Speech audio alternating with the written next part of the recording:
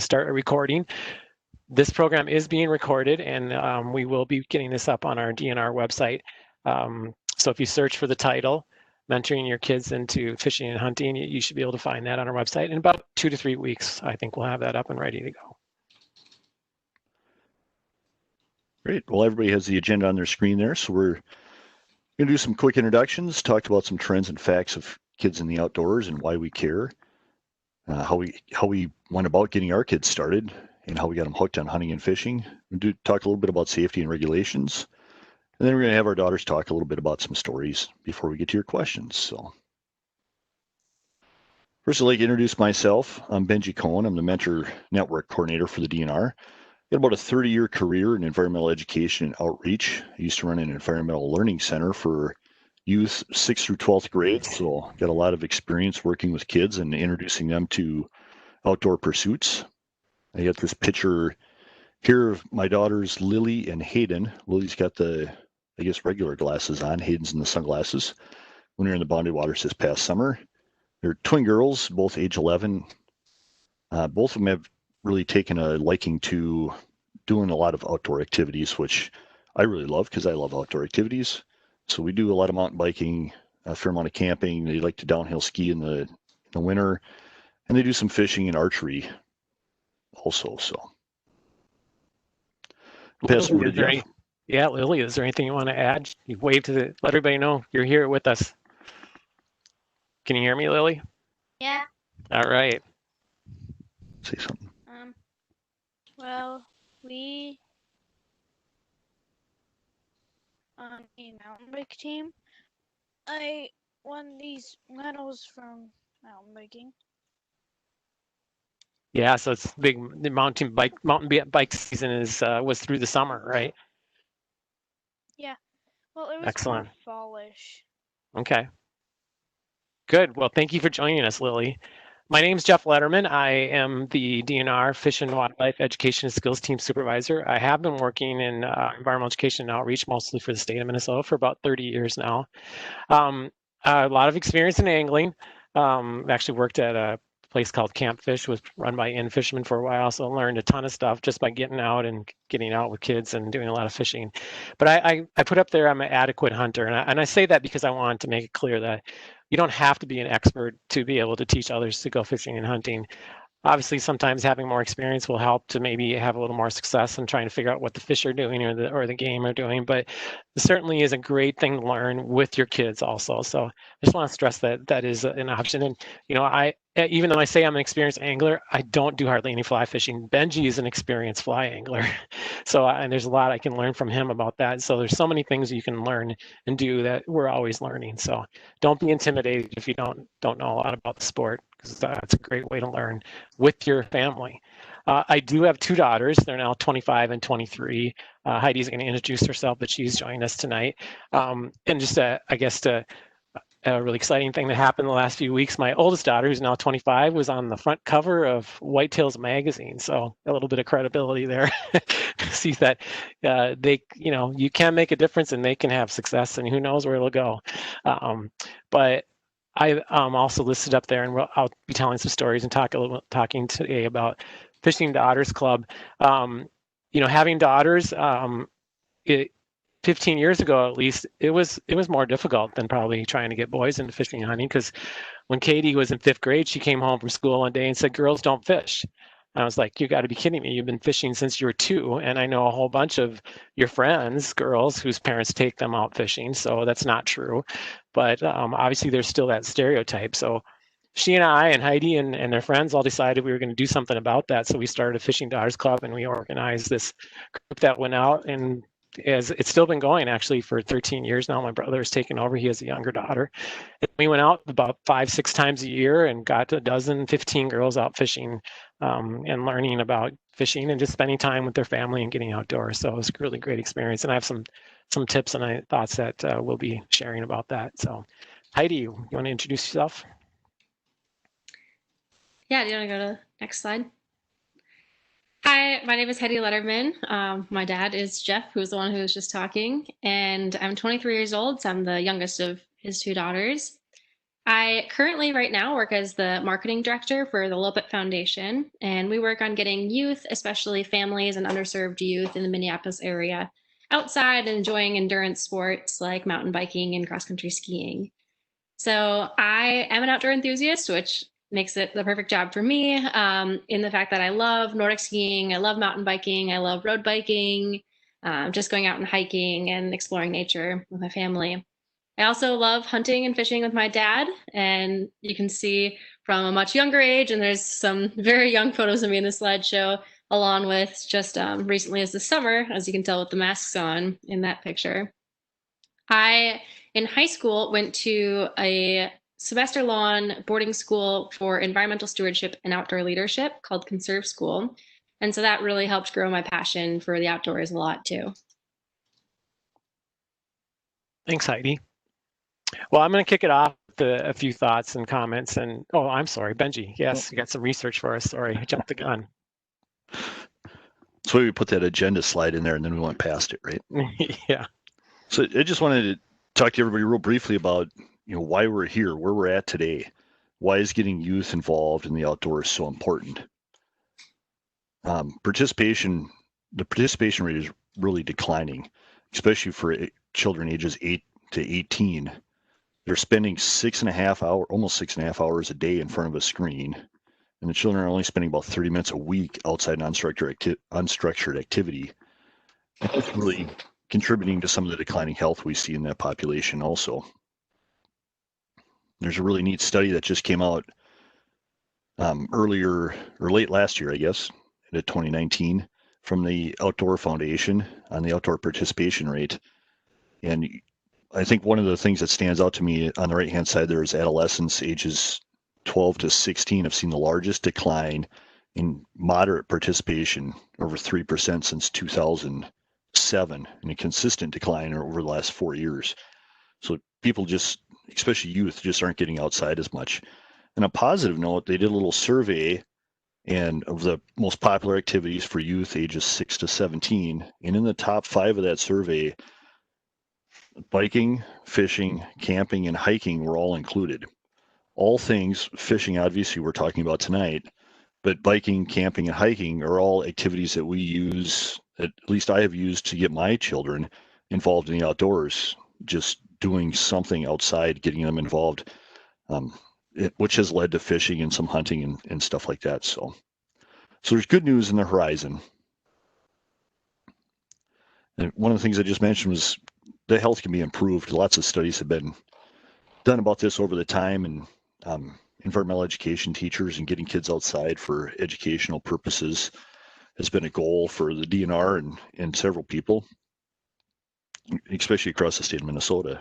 But if participants are, and like I talked about in the last slide, if they're interested in the outdoors and it's popular among the youth, how do we get them to grow, that participation rate to grow amongst youth, and then how do we keep them involved over their lifetime?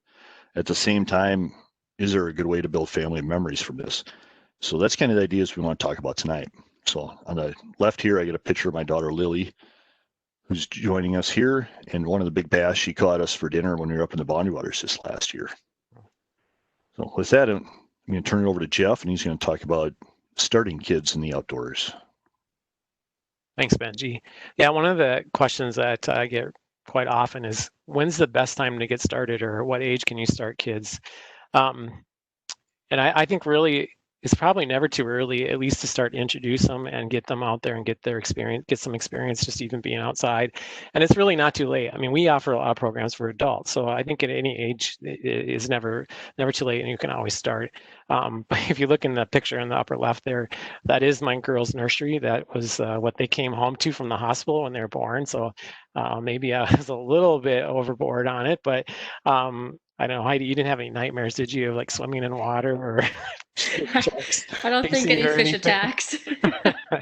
But one of the first things is a little Snoopy bowl that's in there that we had them, and actually Katie's holding that in the picture, and she got that really nice bass when she was 2 years old. So at about 2, the kids were old enough to be able to handle a little spin cast rod and reel like that, and able to get out there and go and actually catch some fish and be able to bring them in. So I think the key is however or whenever you start is to really keep it simple, keep the outing short, keeping short and sweet, and make sure that it's a good experience and introduce them easily. For those of you that are maybe new to angling or the whole concept, there's a lot of research that has shown that when people start fishing or hunting, this probably applies to a lot of activities. In some respects, there is a stage or 5 stages that anglers go through, and when they first get interested or they are exposed to the sport, the first thing they want to do is just catch something, catch a fish. So keeping it very simple for them to catch bluegills or things like that is a really great way to do that. And in fact, in the Twin Cities, if you're in the Twin Cities area, we have this program called Fishing in the Neighborhood, and there's actually a pond where there's stocked fish or docks and accessible piers where people can go out in the metro, and you're never more than 5 miles anywhere in the Twin Cities. So find those fishing in the neighborhood ponds. It's a great place to go because they usually have really a lot of bluegills, and it's really easy to catch them. And as I mentioned earlier, for those that joined us a little later, we have some really good information about learning to fish and learning to hunt on our website. So if you go to the DNR website, you can find a lot of suggestions about how do you catch some of these fish and what do you use to catch them with. So the first thing is to catch a fish. The second one is they want to catch a bunch of fish. So once they caught the first, the next stage people usually go to is I want to catch as many as I can. And the third stage then is the biggest fish. So they just want to catch a big one. And then the fourth one is finally get to the point where you just really appreciate the sport and being out there and being able to do it and just being able to spend the time.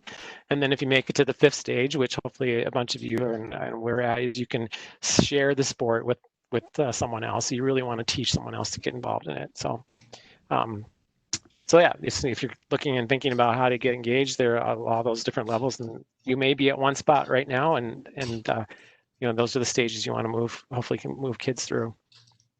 We should point out too, Jeff, if you go on the DNR website, the FIN program is on there. If you just search FIN, F-I-N, fishing in the neighborhood, you can get some great maps in the metro area of all those ponds, it's a really cool program. So, yeah, in fact, that first, I think, well, actually, that was at William O'Brien, but Katie's first fish was caught at a little fishing pier right in North St. Paul, a little lake. So it's a great way to get started. So I can't say this enough about the process for getting kids in particular engaged is to make sure that you're focused on them.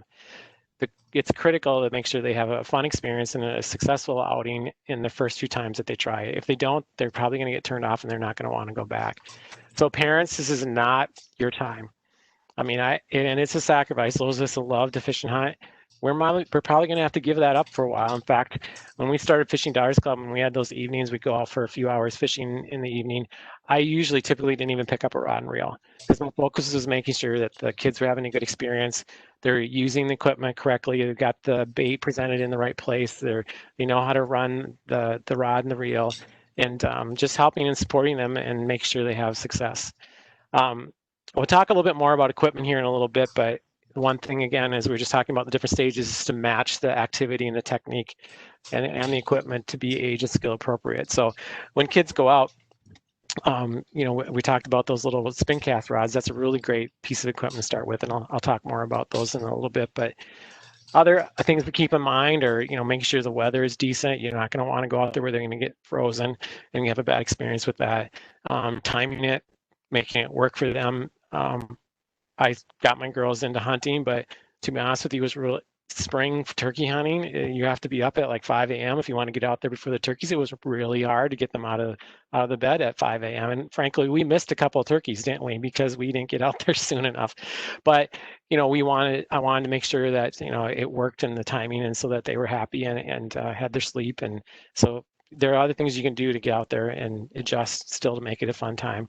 And then bathrooms are always really nice to make sure you check out places where there's access to bathrooms and playgrounds. If things aren't going well with fishing, you can always go over and hit the playground or do something else for a while. Heidi, I know you wanted to add a couple of things here about parents and how to, manage with getting kids introduced. Yeah, I think one of the biggest things for parents to think about too is, especially when fishing, you want to make sure that you're not the one who grabs the rod and the reel away from the kid. So if the kid gets a bite, help them to set the hook and help them to reel in the fish. But don't take it out of their hands, because I know, at least for me, I was a kid who it's like, no, I can do it by myself. And I would much rather lose that fish on my own and, have the downside of, oh no, I didn't get a fish today, than to have my parent reel it in and have it be their fish, because at that point, then it's not mine anymore. So yeah, I think that's the biggest thing, is just focus on your kid and them having fun and teaching them that they are the ones who are capable of doing it.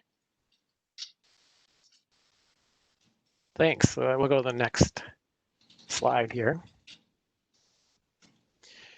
So equipment. I was talking a little bit about the rods and reels, and I do have a couple with me right here I'll mention, but a spin cast is very simple, push button, and they're easy to turn.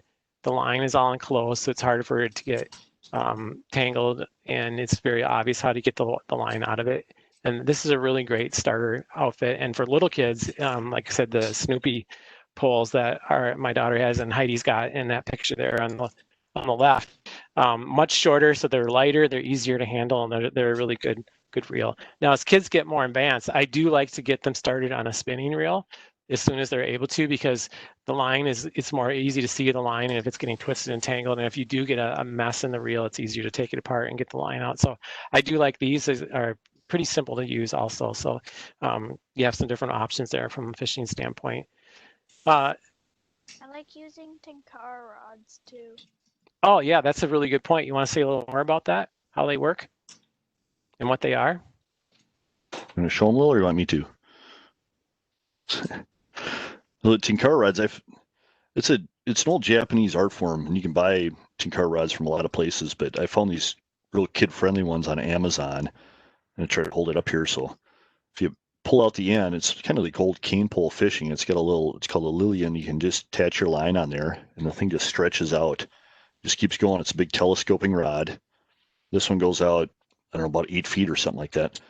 But I found these on Amazon pretty cheap. I bought them for the girls when they're real little, because I can just tie about 6 feet of line on the end of it, and they can sit there at the dock and they can just lily dip for sunnies, and I tie flies on the end of it. So just little fake bugs down there, and they can catch little fish, and they just have to pull it up. So it made it real simple and easy, which is really fun, especially for kids, and they still enjoy getting out and doing that. So. And Lily, I know you take those on your bike and stuff too, right? Put them in your backpack or whatever. Always put the cap on them though. We had a bad incident with one. Good point. They extend out of your backpack if you forget to put the cap on the top. So we learned that the hard way. Yeah. And a little bit about guns and bows, and again, starting simple. And a lot of this is comfort level of where you are with firearms and things like that. But my daughters, we made the decision that I didn't really want them doing a lot of shooting until they had firearm safety. And Benji will talk about the specifics on firearm safety, but that's not available till 11 or 12. But at that age, we did start getting with the BB gun, again, something light, simple, easy for them to use, and then progress to a little bit of shooting with the 22. But and then I felt like they were ready to actually do some shotgun shooting, and we started with turkey hunting, is a really great sport to get kids into when they're 13, 14. I think Katie was 14. But I had an old 20 gauge coast to coast that my dad gave me for Christmas, which was nice, and I still have it. I still use it for deer hunting, actually. But it has a pretty good kick. So when the girls practice with that, they're like, no, it's too painful. It's so scary. So I did a lot of research, and a small 20 gauge semi-automatic shotgun that has the gas chambers allow the shells to be ejected, and it actually reduces the recoil. They're a lot nicer for younger and newer hunters, and some of them are in smaller size. This one is a little smaller, good fit for women and for youth. And I had a struggle because it was $1,200 brand new. So it was a big step up for anything I'd ever bought for myself.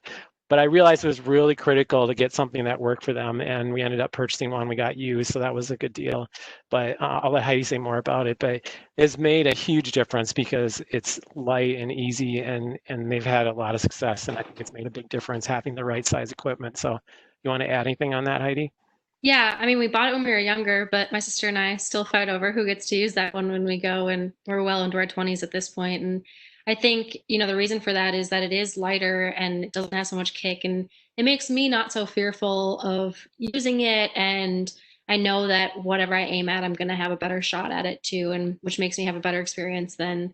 And I think those are all important aspects. And especially if you're going pheasant hunting or something where you have to be walking and carrying the gun, just having a lighter gun for women or kids in general is a really great thing to have. And Lily, and I know you and Benji, you and the girls do a lot of archery, right? Do you want to talk a little bit about that? Yeah. We have a crossbow, but we don't use that one. We did get a bow for a gift, but it was a little small and we couldn't draw it back very well. Yeah, I would second that equipment piece. And really you can find, especially in the youth category, you can find some pretty good deals for used equipment too. But like Lily was saying, we had a relative bought us a little bow because the girls were getting into archery, and it was a decent little bow. I don't know where they got it, at Cabela's or something, but they really quickly grew out of it. And it wasn't a bow that could be adjusted a whole lot for draw length and for poundage, so they wouldn't be able to use that for hunting or anything. So, we got back into it a little bit, and it's looking around and finding a bow that they can grow into became important. And we spent a little bit of extra money on it, but it's something that now she'll have for probably until she's in high school at least, or college, that adjusts from a light weight of 5 to 10 pounds draw up to need over 30 pounds of draw in Minnesota to take deer hunting, and that will go up. This bow will go up to 50 pounds, which is pretty nice. So she can use that for a long time. Great. And then a little bit on clothing. I think from looking for rain gear and for boots, it's important maybe to spend a little bit more money to get really good quality. But for camo, I'd say that's an area where you can save and you can hand down and buy things a little bit larger because it's the outer layer. And so our girls, I bought them when they were quite young, a little bit larger size camo, wood camo or brown camo for going turkey hunting, and then a couple of vests really is all you need for deer hunting to be legal. And so got the larger size vests, and then they underneath that for like deer hunting, they can just wear their regular winter clothing, things that are really warm. We hunt out of stands a lot because they're more comfortable. So we spent a lot of time building deer stands on my dad's property up in Alexandria, and then they can be comfortable and have warm clothes and not have to worry so much about the camo matching the surroundings and things like that. So, and then base layer is important. I'll let Heidi talk about that. She's an expert on that one. Yeah, so I definitely get really cold really easily. And so having any kind of sweat wicking layers is really important for if your kid is like that too, especially if you're moving around and hiking, because I know if you dress in all your warm layers head to toe and then you get your kid out and they're walking and they've got shorter legs than you, so they're trying to keep up with you, they're going to start sweating. And then once you stop moving, that sweat will make them really cold.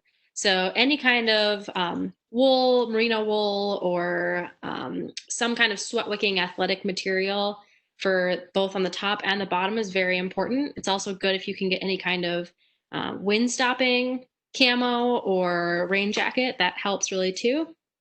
And also those hand warmers and toe warmers are a big plus. So again, you might not notice, it might not be cold to you, but if your kid is cold, they're not going to be having a good time. Great. Thanks, Heidi.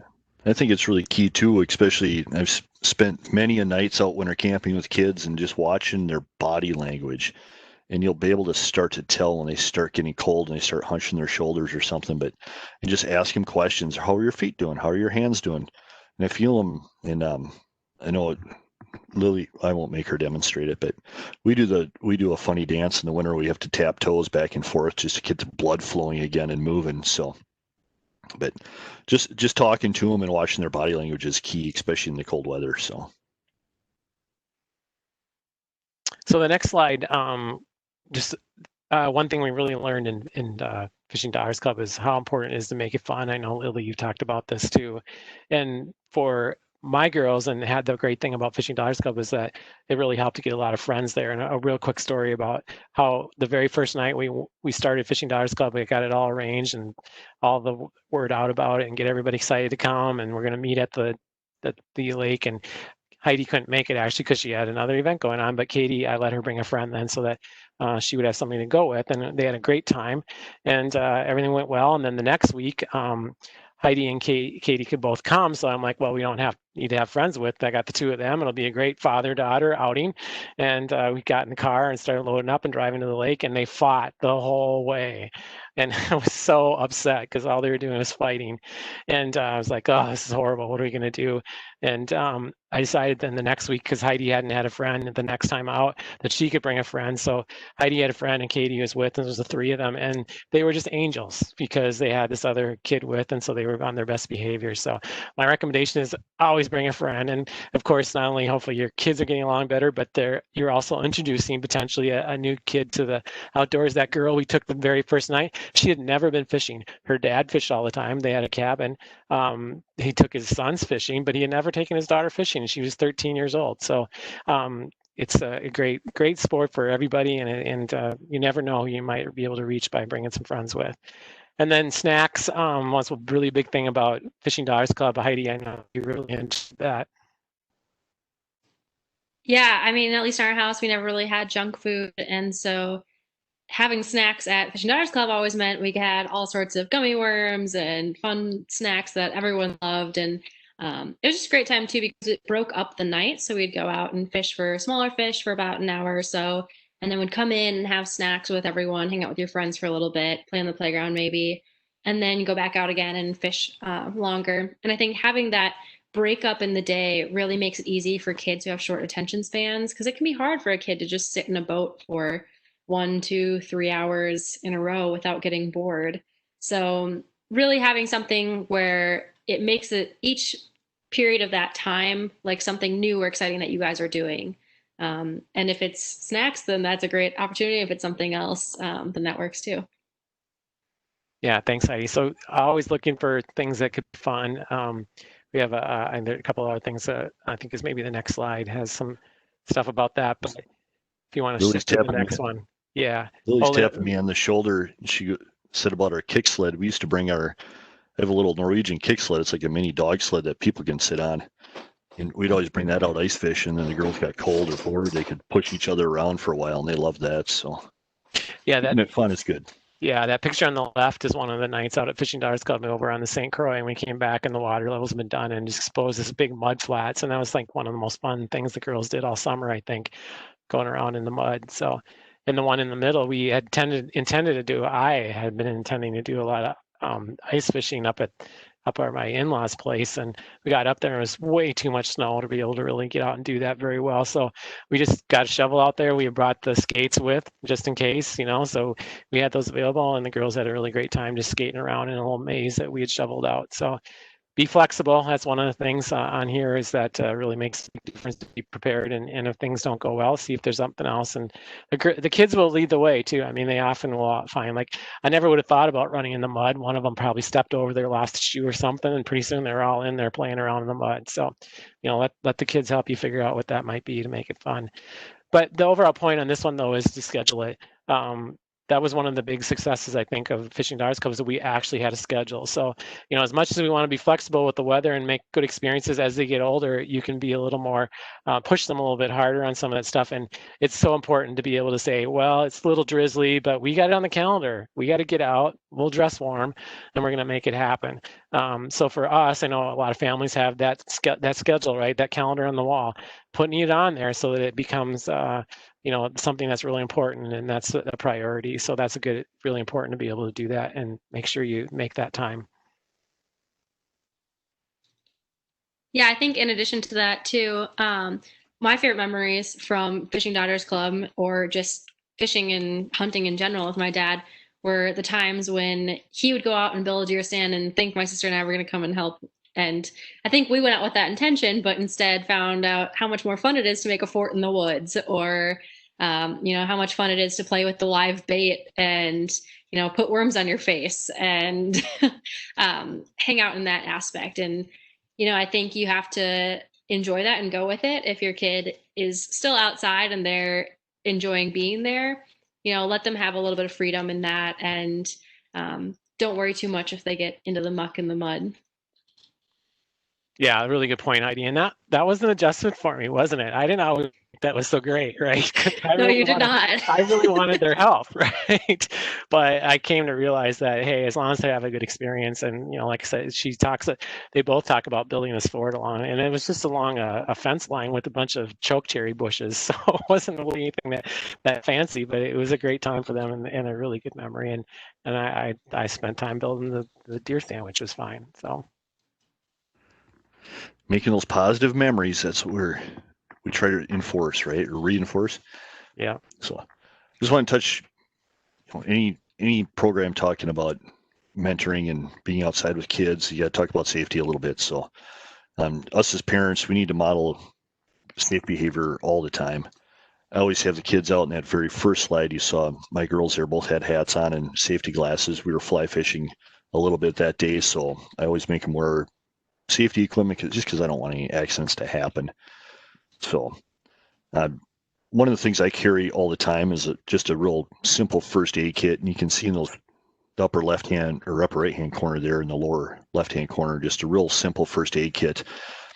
I always joke, I get rubber gloves in there, and Band-Aids and antiseptic ointment and alcohol swabs are kind of the one thing we use all the time. And then I bring adult ibuprofen for myself.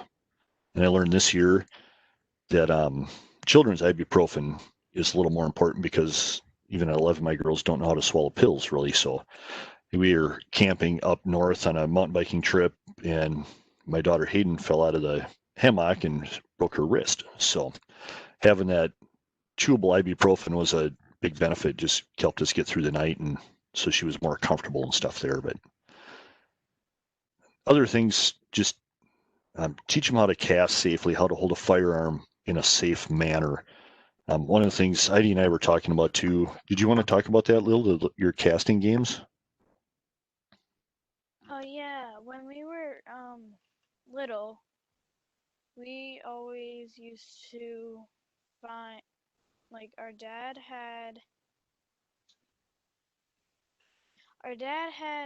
these little fishing rods that were little game things, and they had a hook with a weight on the bottom of it. So we always cast it out, and then we tried to reel in the fish, and we always screamed, trying to get it in there. It was fun. Yeah. Yeah, I had a little game, even with the fly rods, and I was teaching them fly casting, just put a piece of yarn on there rather than anything with a hook, and just cast it out into a hula hoop or a bucket or a beanbag board or something. Even with firearms and bows, teach them how to do that in a safe way. Archery for me it's really hard to teach that. I can't do that in my backyard with the ordinances in town, but I took them up to an archery range, and they had a great instructor there, just teach them how to do that in a real safe, supportive manner. I already talked about the first aid kit, seeking out additional training if needed. I think everybody could use a refresher course in first aid. Firearm safety training is a big thing. We'll talk about that a little bit next. Like I said, archery classes, fishing clinics, both of those are actually available at really low cost or free, even in the state parks or through the Fishing Neighborhood program too. A lot of local nonprofits even help out with those, including the DNR. So, in regulations, we have lots of regulations. Fishing is actually a fairly easy one to deal with. A youth younger than 16 don't need a fishing license. Once they hit 16 or 17, they have to buy a $5 youth angling license. And Minnesota residents may fish without a license in most Minnesota state parks. I have to say most because it has designated trout waters in it, like Whitewater or Forestville down south. You do have to have a fishing license and a trout stamp to fish there. But if you're going to Afton or most of the state parks, Fort Snelling, you can fish without a fishing license in those parks. It's a great way to go for really low cost to introduce your kids to a fun sport. So again, adults don't need a license if they're helping a child under 16, but the child does have to be able to hold the rod, set the hook, and reel the fish in all by themselves. So You get to hunting, and there's a lot more of these regulations. So go to the DNR website or go to your local place where you buy your fishing license, bait store, or Cabela's, something like that, and pick up one of those regulations books. Because there's a lot of regulations in there, and they do change from time to time. Firearm safety, of course, is a must. You can take the class when you're 11. My girls hopefully will be taking it this fall, and everyone over 12 needs to have a firearm safety certificate. And so do you, as a parent, if you're born after January 1, 1980, you have to have a firearm safety license also.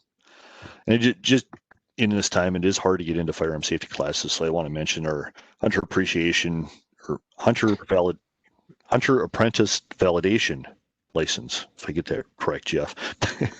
No license, just a validation. It's a validation, correct. All right. So it can opt out of that firearm safety certificate for up to 2 years, and it's over a lifetime. So if you just want to get out and try something, you can use that. Or if you can't get your firearm safety license or certificate, you can do that. And we talked about how it was a good experience for us to participate in firearm safety with our kids, or I guess you haven't done it yet, but for me, it was a great refresher. And a lot of instructors will allow you to do that, or you can help, take it online with them as they review. It's really great for, as a parent, to be able to get that refresher too. It is great. I actually went back last year and got my firearm safety instructor certificate just to get a refresher and learn a little bit more about it.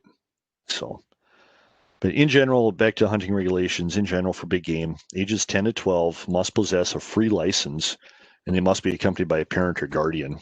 The parent and guardian must be licensed if they're going to assist the youth hunter. Children ages 13 to 17 can get a reduced price youth license. And if they're 13 years old, they must be accompanied. 14 to 17-year-olds, they can go at it themselves. So small game's another one. I love small game hunting. I take the girls out doing some BB gun and pellet gun shooting once in a while for small game. Ages 15 and under, they can hunt without a license. If they're 13 under, they must be accompanied again by a parent or guardian who must be licensed if they're assisting. And then you talk about wild turkeys.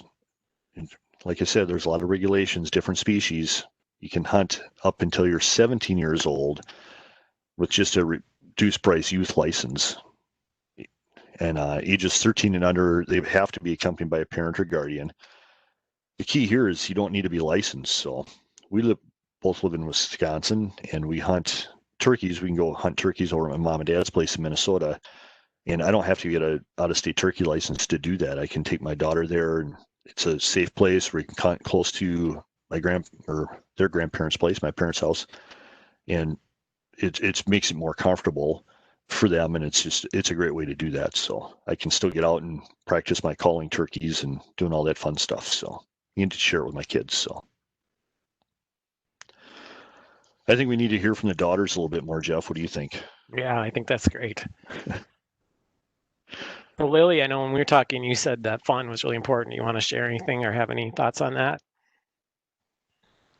Well, when I like going out on boats, I always like to speed up when we get there, because a lot of times kids like to have the boat go fast so they can like stand at the top and bounce over waves. That sounds like Very fun. Yeah, and then the other thing, well, you showed your award or your medals, right, when we started.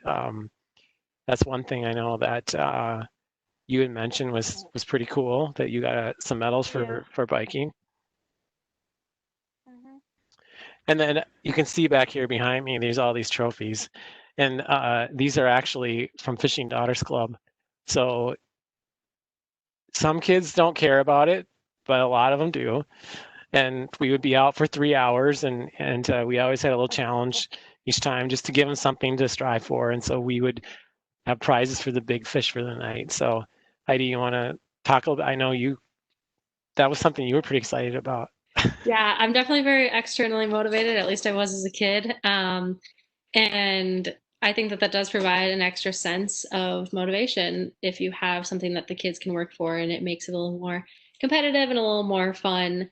I still remember at the governor's fishing opener, actually, we were in the same boat as Jack Morrison, who was he was a Twins player back in the day, and he had bet me that he could outfish me, and that just wasn't enough. And so I was like, well, there's got to be some kind of prize at the end of this. And so he gave me a limited edition. When I ultimately did end up outfishing him as a kid, he gave me a limited edition Jack Morse signed lure, which I think is probably down in your basement also still. Yeah, right over there. Yeah, still on the wall. I haven't quite used it before, but it's fun to sit there and look at it.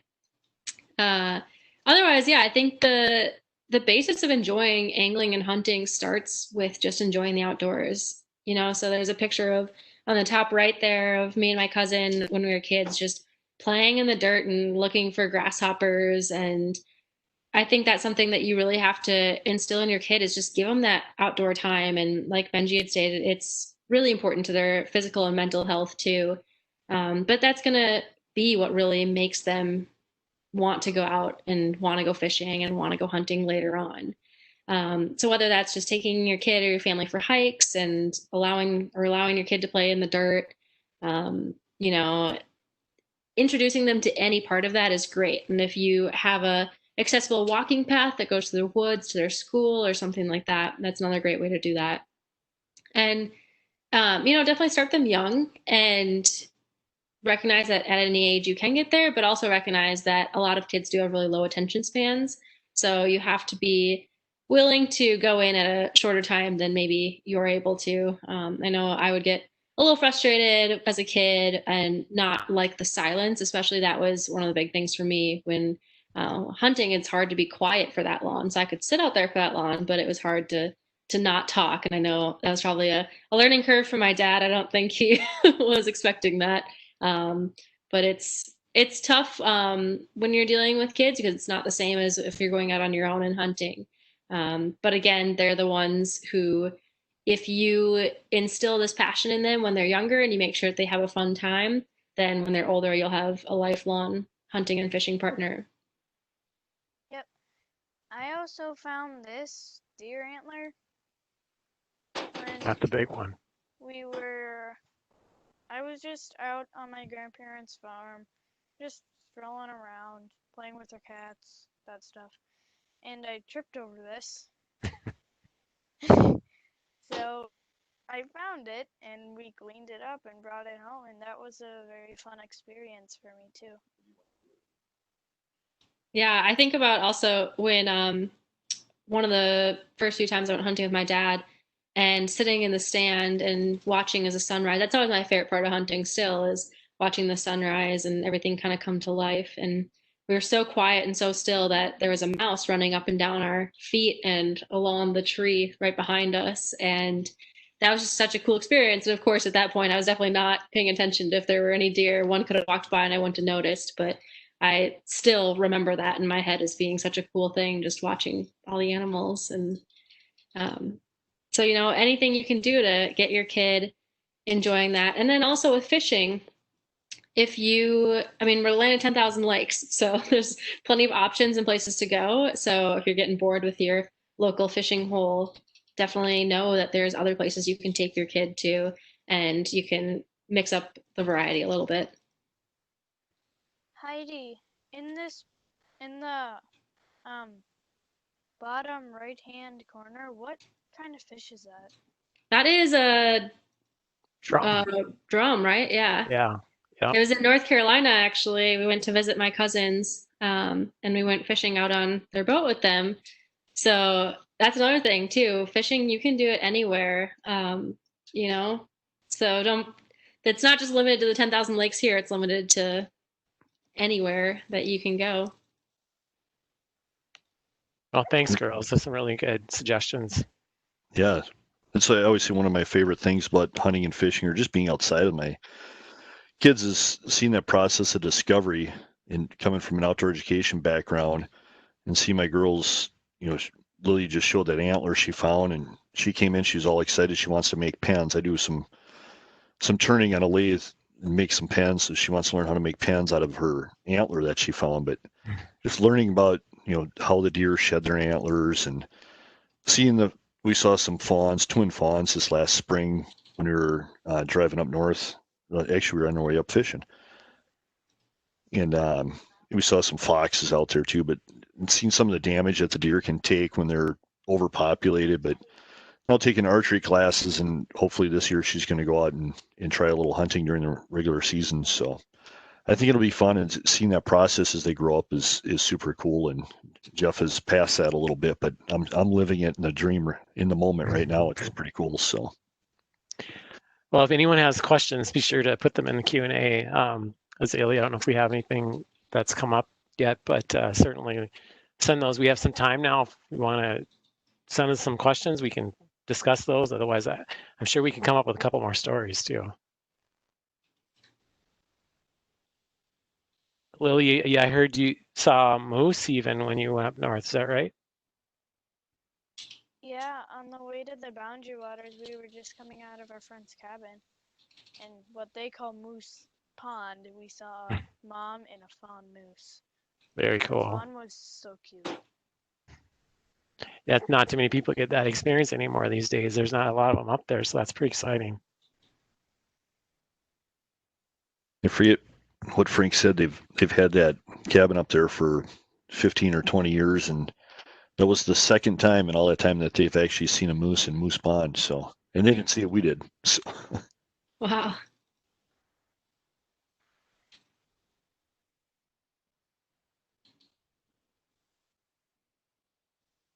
So yeah, we'll hang out for a few more minutes, see if there's any questions. It looks like a question just came in. It says, what models of rifles and shotguns would you recommend for a girl 11 to 12 to start hunting / practicing with? So I mentioned that semi-automatic shotgun. There are a couple different models that are very lightweight, but 20 gauge I think is what you want to look for. Gauge is the smaller the number, the heavier and the bigger the gun is. So you can get 410s also, which is a very, very small shotgun, which can work for small game for like squirrels and rabbits. But the 20 gauge is a really nice all-around overall gun that's useful for a lot of stuff. And the semi-automatic is the type of gun, or the what would you call that, Benji? It would be the action type. The action type, yeah, versus a pump or an over/under. And because maybe you can explain it better than me how it works, but it has much less recoil, so there's less kick when you shoot it. It works, you know, the gas from the shell that ejects the shell out of the barrel gets recycled in there and can reload another shell. And so just it uses that instead of putting that into your shoulder, it can use that to run the action of the gun. So, and they have, you know, I think you touched on it a little bit earlier, Jeff, but having a youth model firearm for, you know, we took one of our colleagues out this year to buy his first gun, and looking at the youth model, even though, you know, he's a smaller guy, but having that youth model really fit him better. So going to a gun shop and having a gun that fits you is it's really nice, especially down the road. So yeah, and most of the gun shops are more than happy to walk that through with you and figure out what's the best length, and or the draw length it's called, right, or the pull length, and making sure that the gun fits you, and you know, getting you in something that's going to work for you. And I'm always a big proponent too of air-powered things. So I did a nice little video on air rifles. The girls helped me out with that. But having that air rifle, you can still get out and hunt small game with that. It really makes you concentrate on your accuracy and practice. And they're cheap to use, they're cheaper to buy, and they're a lot of fun too. The girls, I mean, even going out in the backyard at my mom and dad's place and just shooting a pop can for 20 minutes or half an hour, seeing how many pellets they can get in it, and they have a blast with it, and it's building a skill that they'll be able, you know, handling a firearm and shooting it and how to sight it is a good skill to have, and they'll grow into that. So yeah, practice. Looks like there's another question that says, what are some of the easiest fish to catch from shore of a lake or a dock? Well, bluegills are actually the most caught fish in the state, and they are found throughout the lake, and they're really great almost all year round. You can catch them on some of these piers and the fin ponds that we were talking about earlier, even right in the metro area. So the key that I would really stress though for that, and especially in the Twin Cities here, some of these are only a few inches long. And for a little kid, they don't care, right? But you have to size. Bluegills have a really small mouth, so you have to use very small size lures and baits to catch them. So I always use a small piece, just a piece of a worm and a really small hook, because it has to get in their mouth. So a small bobber, a small hook. One of the things I've used with the girls a lot too when we're out is what's called, people typically call this a beetle spin.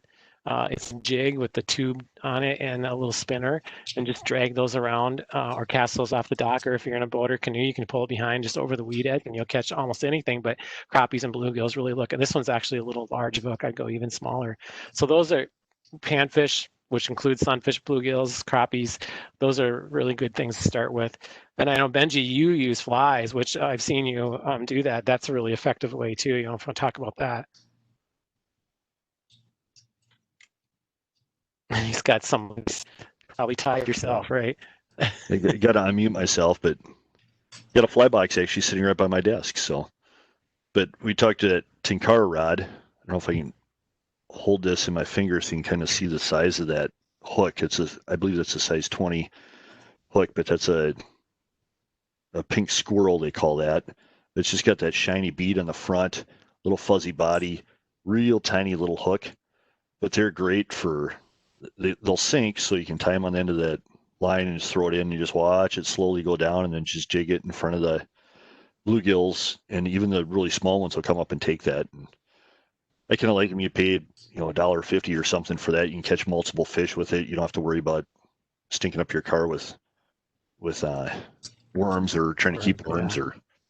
Which is always fun to go take worms in your backyard too, which is an activity we like to do in the summer too. But yeah, I like to do artificial, and flies would be a good option. But even as I was showing the beetle spin, because worms are expensive, you have to dig them up, and then you have to keep them in the fridge, and it's not always fun having. Not everybody likes to have them in the fridge. I like But tying flies. oh, think that's a that's great really activity fun. too. Yeah, there's so much you can learn and do, isn't there? There's another comment also that came in. It says, I have more of a comment than a question. When talking about purchasing firearms or bows, I found out the hard way that my daughter was actually left eye dominant after I purchased her a right-handed bow. This seems fairly common for female shooters. And I would say one of the things also that I've noticed with that is, so my dad and my mom are both left-handed, and my sister and I are both right-handed, which you would think the odds of that would not be very high. But I've noticed it in fishing a lot. My dad uses left-handed reels, and whenever I use one of his versus a different one, I notice the difference a lot. So sometimes it can make a big difference there too. I run into that debate all the time too, and the best advice I've always heard, especially when you're starting out, is check what eye is dominant and just learn that. Even if you're a right-handed golfer and batter, everything else, if you're left eye dominant, shooting, if you can get your hands to do the right motions and stuff, shooting, especially in wing sports, you're going to be a better shot left eye dominant. You can overcome that, some shooters will say. So I actually struggle a lot with that because I had eye issues. Well, I had to have glasses when I was younger. I had LASIK done, and now I have one eye my left eye is a little bit stronger than my right eye. So it's kind of changed over the years. So I have to sometimes, if I'm shooting targets or something or clay pigeons, I'll put a piece of tape on my glasses just to make sure that it's fuzzier on my left eye so that my right eye takes over a little bit more and helps me out a lot. So I have a couple questions that came in chat, and that we have just about enough time to answer them. So the Okay. first one says, I have a son who is 6 and would like to sit with his dad for a little bit when he hunts this year, maybe for an hour or so. Is this something that would be okay for him to do? Absolutely. I think that's a great idea, especially if it's a nice day. With the girls, we set up, like I said, we spent some time building some nice stands where it was comfortable, and they came and joined me for when they were 6, 8, 10, somewhere in there. I think Heidi was about 6 first time she went out, and the girls went with me in the duck stand too when they were 4 or 5, and just hung out for a few hours and just enjoyed it. And hopefully we see something. If they don't, they had a good experience being outdoors. You have anything you want to add on that, Heidi? Is that? Yeah, I think just make sure that they have a really good time so when they want to go back again with you. Definitely be prepared if they, have questions or want to ask about what's happening. And again, maybe they won't be totally silent, or maybe they'll want to move around a little bit. And depending on the kind of hunting, if you're duck hunting, maybe want to play in the reeds, and just be prepared for that and make sure that they have an enjoyable time. So then they'll come back with you. Yeah, the best time to go hunting for kids is hot chocolate season. Very good. They always like it when you have a thermos of hot chocolate. They'll sit out there for a half an hour until they have to go to the bathroom at least. So. So I always like Yes. that, and then the promise of a nice breakfast when you got back. Some of Dad's homemade French toast. There you go. Heidi or Azalea, you had one more question? Yes. So aside from just playtime outside, is there some activity that translate or correlates better to hunting and fishing in the future? I think we've talked a little bit about the practicing part of it. Definitely with both of our girls, it sounds like we had rods and reels with a plug on them, or I know Benji, I think you have a game with metal magnets or whatever, and just getting out and practicing that in the backyard or the front yard with that casting and stuff like that is clearly directly related. I don't know, Heidi, do you have any thoughts on this? Yeah, I'd say probably that. Otherwise, just take them to the beach maybe and hang out and go swimming when they're really little too, and get them used to being around water. Another part of that is make sure that they know how to swim, and you teach them how to swim from a young age. So then you can take them out on a boat or not be afraid of them being next to the shore. We I used fished to out of teach- paddle boats, as the one picture showed. Katie's first fish was caught in a paddle boat, so I know doing those kind of different experiences with paddle boats and canoes and things like that definitely would translate. Sometimes it's fun to let kids steer paddle boats. One thing I used to do with the girls too is, like all kids seem to have a fascination with scat. They want to go out and see poop, so we try to figure out what poo came from what tracks in the dirt. So they kind of figure out, deer tracks or raccoon tracks or something like that too. And they'd have fun, and then we'd see how long we'd follow their trail. And just little activities they're always fun to do, and just get them outside. Getting them involved in anything outdoors is good. So It's fun to teach them how to play with the calls too. I don't think I ever made anything that ever sounded like the animal it was supposed to come from, but it's always fun to play with the duck calls and the deer noises, deer shakers, and turkey boxes. yeah, I took the girls to the turkey and deer show. I think it was 2 years ago, and it's the one thing they wanted was we want a turkey call. That's awesome. It's really cool how they do that. It's a learning curve, so they had fun with it though. Yes. So.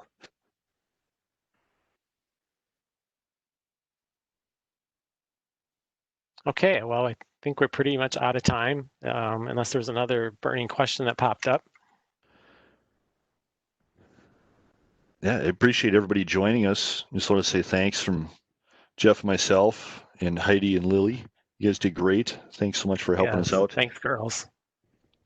And if you have any questions or anything, feel free to reach out to Jeff or myself and shoot us an email, and we'd be happy to help you out and get back to you. So thanks for joining us, and fill out the survey at the end of you should have a survey that pops out when we close out the presentation here, and please fill that out and let us know what you think, and if you have any other ideas for future talks, we would love to host something. So any last words, Jeff? No, thanks everybody. Appreciate you joining us. Get those kids outside. Thanks. It's hunting season's underway, so Bye everybody. bye.